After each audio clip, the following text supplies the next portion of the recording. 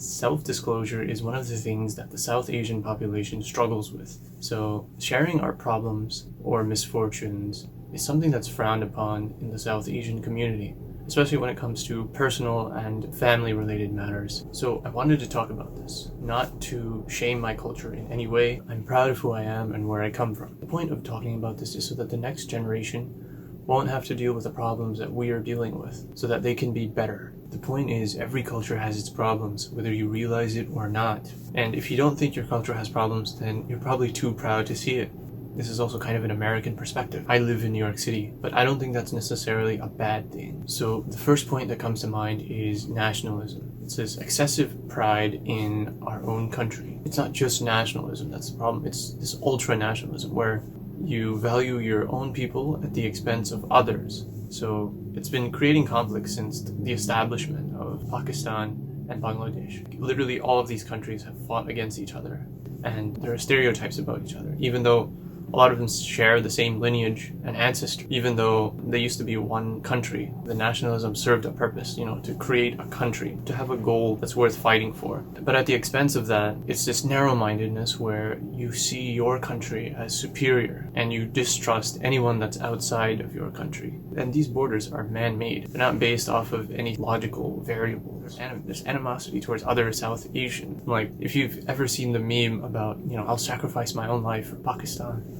There are little kids, 5, 6 years old, saying that they're going to grow up and become pilots and destroy India. It's like, is this what we're teaching our kids? It's ridiculous, the amount of animosity and hatred they have. Of course, there's a bloody history and there's turmoil, but the British had a lot to do with that. If you want to hate somebody, hate the British, not each other. And they insist on intermarrying, even though a lot of them are inbred for generations and generations. And a lot of these points don't apply to every single person in the subcontinent. Some people insist on marrying into the same village, the same caste, basically, like the same family. And genetically, biologically, diversifying your genetics gives you a better chance of having better genes. The next point is kind of spicy, pun intended.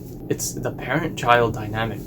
Don't misunderstand this one. Of course, filial piety, respect your parents. That's common to a lot of Asian cultures and cultures in general. But this one is really abused. Culturally, mothers already have a lot of power. But then you add religion to it and then they're super overpowered. You can't do anything to them. You can't say anything to them. Even if they're wrong, you're not allowed to criticize them. Elders in general, if someone younger than them criticizes them, it's very disrespectful. Even though they're saying the right thing, even though they say it respectfully, it's just not okay. It's not allowed. You could be giving somebody positive, beneficial advice, but the fact that you're younger than them discounts everything. It's really weird dynamics. They have so much pride that, I'm older than you, I know better than you. How dare you try to lecture me? The concept of respecting a person's being and personhood and humanity as a child, it doesn't exist. You're property of your parents, basically, which in ways isn't necessarily a bad thing. But the way that it's handled is your feelings and your emotions, your ideas don't exactly matter. They're thrown out the window. Why do you think so many of us grow up with low self-esteem? So you don't want to go to the other extreme where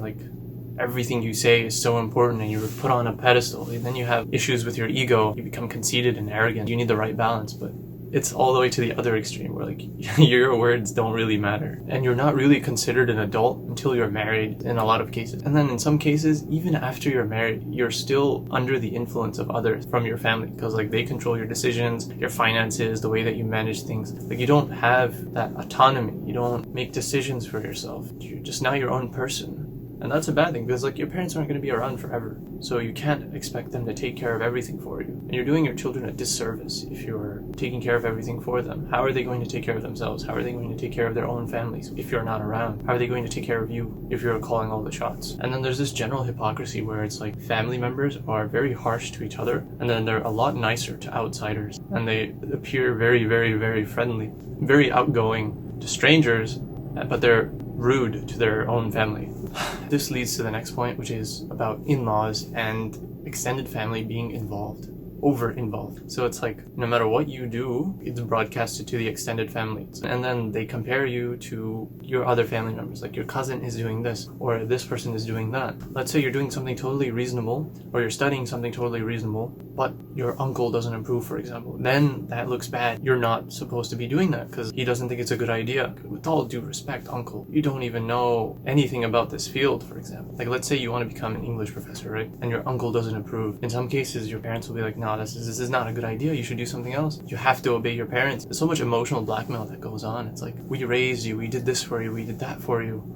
And if you don't do this one thing, for us, then you're disrespecting us. You don't even care about us. You're neglecting everything we've done. And this like repeats often. Every time they want to motivate you to do something and you're not listening, they always resort to like emotional blackmail. Not always. You know what I mean. Does your family mean nothing to you? No, go live with your friend. No, just forget about us. Regarding the in-law situation, especially because our culture has like multi-generational families living in the same house, because they have like large kind of houses. Uncles, aunts, brothers, mothers, they all live in the same house, which is quite honestly a very bad idea. It's like a brewing pot for like drama. There's so much drama. They always talk. There's always spreading rumors. She said that, he said that, he did this to me. I'm not saying change that entirely, but I am saying tone down the drama. It's just so toxic, especially when there's a daughter-in-law that moves in. Some of the in-laws just make her miserable. It's just so bad. She has to cook for everybody. This doesn't apply to everybody, but sometimes she has to cook for like 5+ people. And if it's 10+ people, that's insane for like one person. Clean the entire house. The daughter-in-laws are treated like servants. They have to do everything and take care of everyone. If they disagree with their mother-in-law, then it's like, how could you be so disrespectful? Have you no shame? Why did you buy a blue shirt for your child? Your mother-in-law said to buy the purple one. Why are you micromanaging her life? They don't give her the space to breathe. And then for the son-in-laws, they don't give him any space to breathe either. There's the brother-in-law, the sister-in-laws, and then their parents telling them, oh, well, you can't let a woman control you, otherwise you'll be a puppet. They're trying to get him on his side. It's like daughter-in-law versus parents-in-law, daughter-in-law versus mother-in-law. It's like this dynamic shouldn't exist. And such a frustrating dynamic too. The issue stems from the father not showing enough affection to the mother, because somehow, somewhere, somebody taught them that if you were affectionate and loving and kind, then that's a sign of weakness. If you listen to your wife, that's a sign of weakness. This is like really, really old school stuff. I don't think it applies as much now. The mother lacks affection, and then she seeks it from the son, and then the son has to give her the affection that the father doesn't. But then when the son gets married, well, now there's someone else he has to show affection to, and then the mother starts competing with the daughter-in-law, which doesn't make any sense because they have totally different roles and it shouldn't be a competition. They can coexist. They can both receive love and affection. But no, they fight. It's like giving your wife so much time. You bought her this, you took her out there, you never take me anywhere. What? That is your husband's job. People don't understand this. I mean, there are plenty of more instances in which the family gets involved and decides your career and your life and who you're marrying, but we'll leave it at that for now. Before we move on, they also spread a lot of rumors. And even if the rumor isn't true, if it's spread, nobody's going to fact check it or verify it. Sometimes it gets really bad to the point where you can't even live in that neighborhood because they're talking so much and they're just making your life miserable. Like, they actually have the power to do that. If you know everybody in your neighborhood and they know you, they talk and they talk and they talk. Your kids can't go to school without hearing about rumors and things. You can't go to work, you can't go to the marketplace, you can't go anywhere. And the last thing we'll talk about is the culture of honor. In simplified terms, it's basically where you care a lot about what other people think. It's so extreme that even if they get the wrong impression of you, even if they're believing a lie, you want people to believe a flattering lie rather than to know the ugly truth. What do I mean by that? For example, I've heard one of my family members saying this. Even if we're eating bread, roti, and yogurt, right, and chutney, as long as we have a big house and a car, people respect us, then it doesn't matter. Which is absurd. Like, who cares what other people think? This is the American side coming out. You want to live a good life, forget what other people think. But for them, you want to be perceived as living a good life, even if you're not, because what people think matters that much. It gets even worse. So let's say someone commits a crime or something, or let's say a boy and a girl run off together, and that's like really, really frowned upon.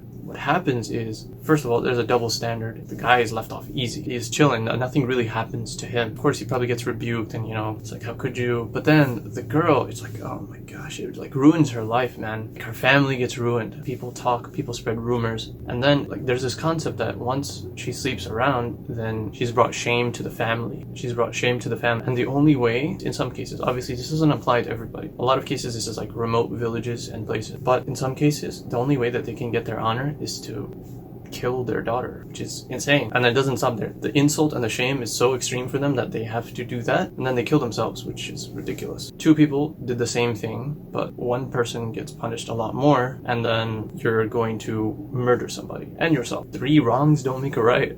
I know this is a controversial topic, but the point is, people try to use a religious justification for it. They try to say, well, the religion encourages us to do this. And no, it doesn't. No, it doesn't. It doesn't encourage murder, nor does it encourage murdering your daughter, if she were to sleep around. Even if they do something like that, you're not allowed to take matters into your own hands and just do whatever you want, because at the end of the day, you're not worried about God or about your religion. You're worried about what other people think. And this is a very bitter pill for people to swallow, because they've deluded themselves. They've convinced themselves that they're worried about their religion and God when they're really just worried about themselves and how other people perceive them. It reminds me of seppuku. I don't think I'm pronouncing that right, but it's like ritual suicide in like Japanese culture. So the way to honorably die is to commit suicide. I don't know what the conditions are for this. You had kamikaze fighters in World War II. Sacrificing your life is seen as an honorable thing. In some ways, murdering yourself after your family's been shamed that much is the only way to clear your family of that shame. Extreme concept, and I don't feel like it's helping anybody, nor is it religiously justified. It's kind of a dark note to end on, but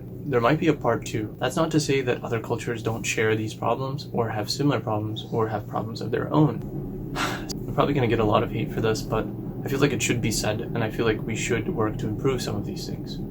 I'll see you guys Tuesday.